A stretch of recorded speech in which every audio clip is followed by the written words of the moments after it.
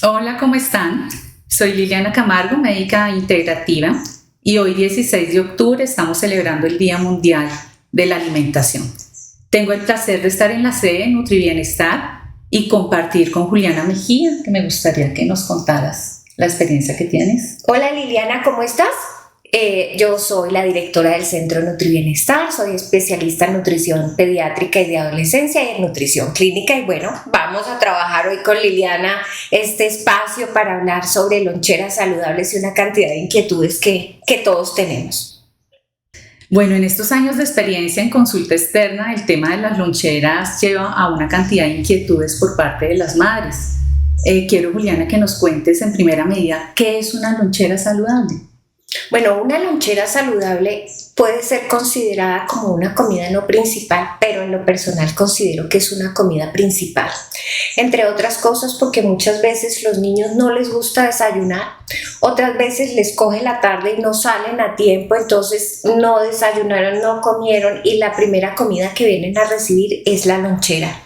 Y si no hay buena calidad en la lonchera, si los ingredientes son deficientes, pues el niño no va a tener la cantidad de nutrientes que necesita, la cantidad de alimentos que son óptimos para su crecimiento físico, emocional, para su desarrollo mental, para todo. Entonces es una comida muy importante. Bueno, hay varias situaciones en los niños que hacen que varíe la lonchera, la composición de la lonchera, por ejemplo, su edad, por ejemplo, la actividad deportiva, el tipo de jornada del colegio, pero en términos generales, ¿qué consideras que deba tener una lonchera?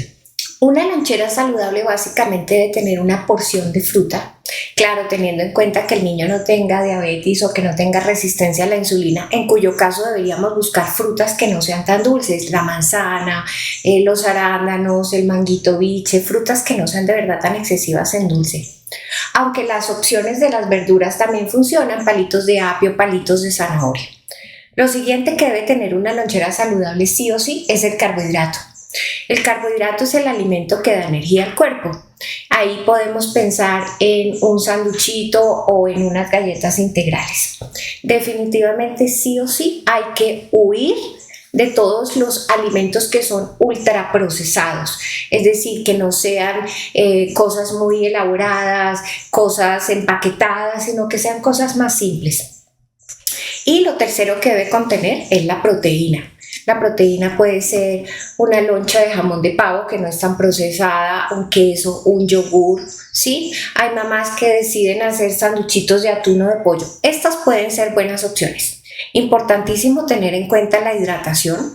La hidratación debe ser única y exclusivamente agua o leche. Y agua sin gas. El gas termina convirtiendo esa agua en una gaseosa que uno asume que es saludable, pero no hay tal. Huyan por favor de todas las bebidas como el Monster, el Red Bull y esas bebidas energizantes, aunque esas bebidas las utilizan más los niños del bachillerato, digamos, Sí, que los niños pequeños.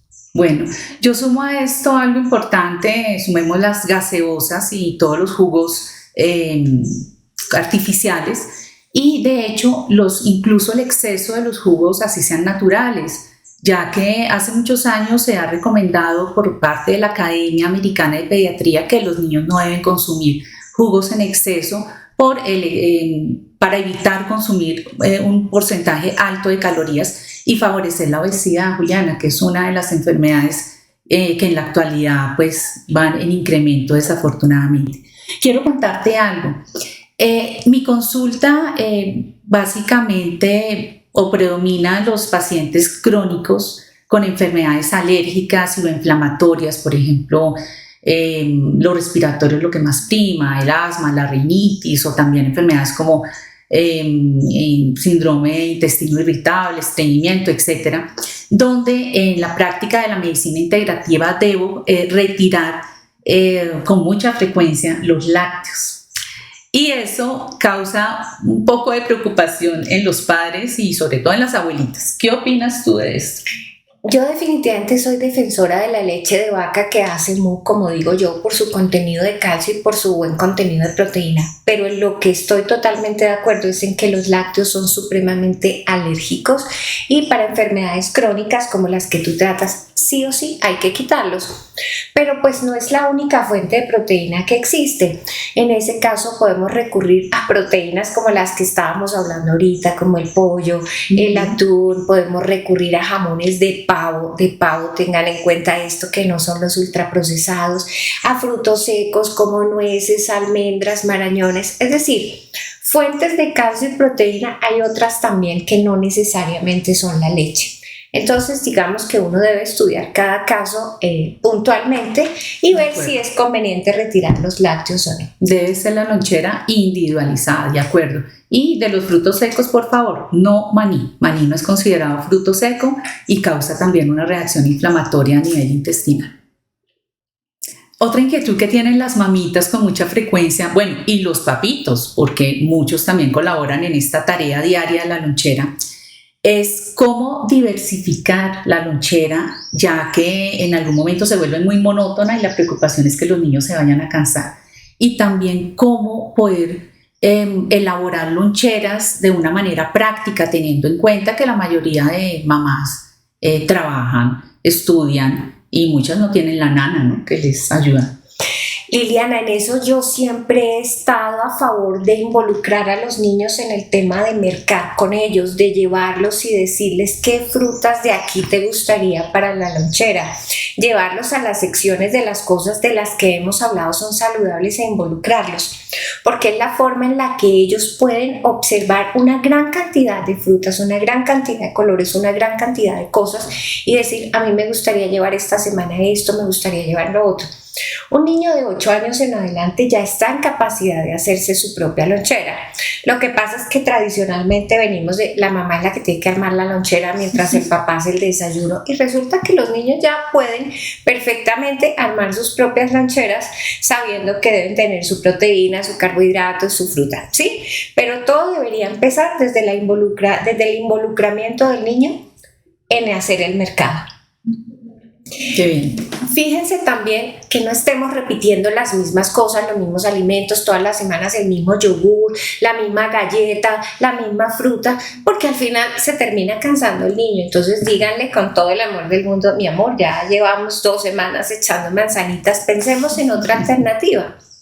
Esa sería mi propuesta de diversificación. Tu estrategia. Muy bien. Juliana, y con respecto a cómo empacar una lonchera, hay muchas inquietudes en el tipo de recipientes para evitar contaminación, etcétera. ¿Qué puedes aconsejarnos?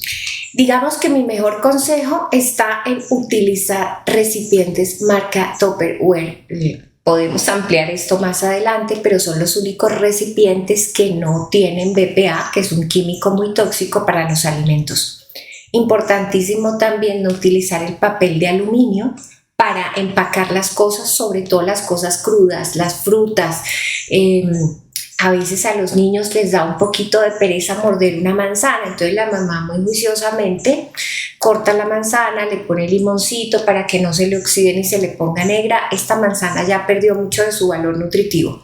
Entonces las frutas, primero que todo, enviarlas enteras. Segundo, si vamos a almacenar agua, vuelvo y les repito, revise que sean recipientes Tupperware. Tercero, claro, sería maravilloso poder mandar vidrio, pero el vidrio aparte de peligroso es muy pesado. Pero esos niños que llevan el almuerzo a su colegio y que tienen que calentar en horno microondas, pues el microondas no tiene problema una vez de cuando en vez, pero todos los días se empieza a volver tóxico. Entonces es mejor enviarles estas loncheritas que son de corriente y se pueden calentar en un momentico, o inclusive no hay necesidad de calentar, sino que ellas mantienen la temperatura fría. Pero revisen siempre que sus empaques no tengan BPA. Las bolsas Ziploc son muy cómodas, pero son unas bolsas terriblemente tóxicas. Qué bueno que anotas esto del bisfenol A, porque me gustaría recalcar cómo poder identificar el tipo bueno, ya nombraste una marca, pero hay muchas otras en el mercado que lo tienen, y hay una manera en la base del tarrito, generalmente hay como un triangulito con unas flechitas y hay un número en el centro. Entonces es importante que el número sea 1, 2 o 4 y 5. ¿Sí? Esos son una referencia, como un sello de seguridad que nos garantiza que no tiene BPA. Cualquier otro número pues es dudoso. Y se ven muchos recipientes muy lindos en la consulta, unos botilitos hermosos, pero sin este certificado. Y una cosa rápida que no se puede dejar pasar del microondas. Importante lo que dice, sobre todo si en los niños que llevan el almuerzo al colegio les van a calentar diariamente en microondas. Recordemos que se pierden muchos nutrientes, cambia las características del sabor, el olor, la textura de los alimentos, pero sobre todo cambia la estructura molecular de los alimentos y asimismo pues la estructura química, la digestión y la asimilación. Entonces son muchísimos los efectos negativos que tienen en microondas. Es frecuente la preocupación de los padres de familia y también de los médicos con respecto al tema de los refrigerios que ofrecen no solamente los colegios, sino los jardines infantiles y también los almuerzos, ya que todos lo que queremos es que sea una continuación de los buenos hábitos que se intentan tener en casa. Esto no siempre sucede. ¿Qué crees que podamos hacer al respecto? Liliana, ese es un tema complejo porque regulado sí está. Es decir, hay una ley que exige a los colegios, número 1, tener una nutricionista y que todos los estándares, no solo en meriendas, sino en almuerzos, estén definidos con conceptos muy saludables. Pero esto a veces no se cumple.